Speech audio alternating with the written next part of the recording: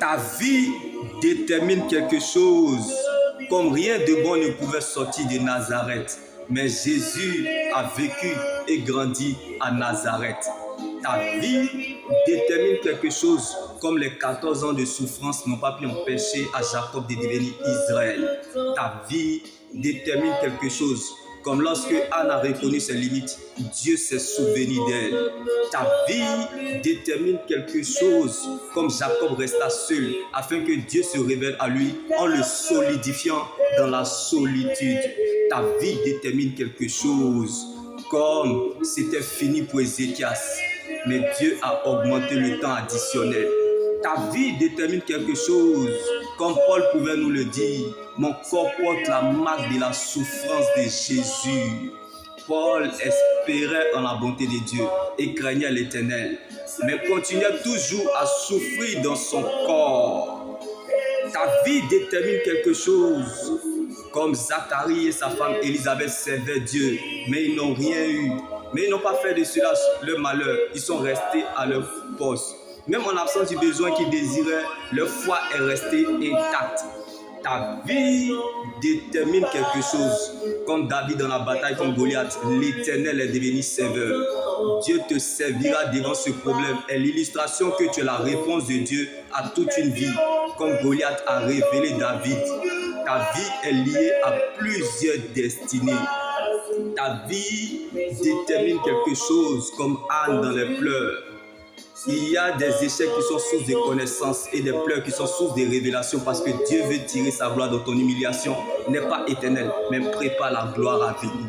Selon les hommes, on se prépare pour obtenir un résultat, mais selon Dieu, la préparation est le résultat. Donc que Dieu prenne la forme de ce qui te manque. Quand tu comptes sur Dieu et dépends de sa parole, tu ne t'attends pas à la facilité, mais tu te sens à l'aise dans l'épreuve. Car l'épreuve nourrit la foi et la foi nourrit Dieu. Donc ils ne pourront jamais affamer quelqu'un que Dieu a nourri. Ta vie détermine quelque chose. Comme Rebecca était stérile, mais 2 nations se trouvaient dans son ventre. Ce que Dieu n'a pas dit, il a caché afin d'éclater sa gloire. Jacob et Ésaü. Même si tu ne veux plus croire, le ciel croira à ta place, car Dieu ne t'a pas mené si loin pour t'abandonner. Ta vie détermine quelque chose. Comme bien-aimé Ézéchiel, bien-aimé dans les ossements desséchés. Oui, ta vie détermine quelque chose, bien-aimé. Oui, car les jours d'élévation, tu revivras tes meilleurs jours sur la terre. Non pas parce que tu as raison, mais parce que tu es sa raison. Dieu n'arrangera pas, mais il s'arrangera à ton sujet. Car lorsqu'il révèle un fait, il va jusqu'au bout de sa délivrance complète. Ta vie détermine quelque chose, bien-aimé dans le Seigneur.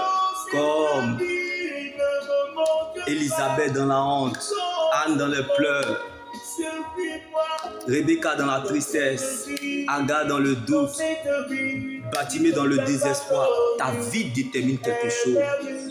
Ce que Dieu veut faire avec toi est plus grand que ce que tu cherches, espères ou attends.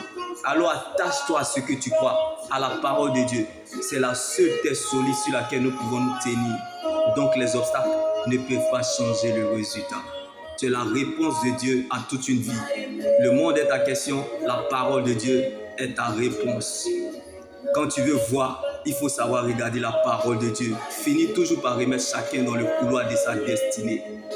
Donc ta réalité n'est pas la finalité, car la destinée n'est pas la destination.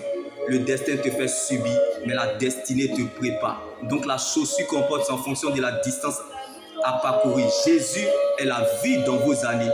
Le capital vie de Dieu qui est en toi est trop important pour qu'une flèche te tue. Car la promesse de Dieu ne meurt pas, car elle ne ment pas. Elle n'a pas d'âge, mais elle est destinataire.